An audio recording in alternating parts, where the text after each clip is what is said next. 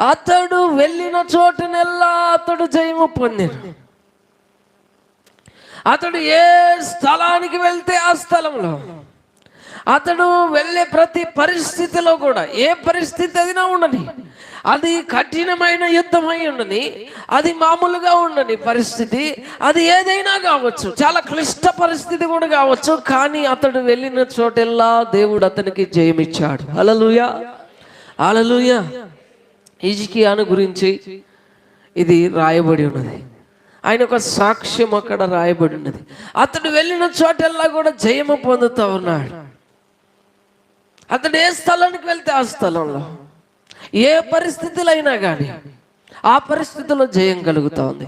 మన జీవితంలో కూడా ఈ మధ్యాహ్న కాల సమయంలో వాక్యం వింటున్నటువంటి మన జీవితంలో కూడా మనం ఏం చేసినా కానీ దేవుడు జయం ఇచ్చేవాడుగా ఉన్నాడు. హిజ్కియాకి తోడుగా ఉన్న దేవుడు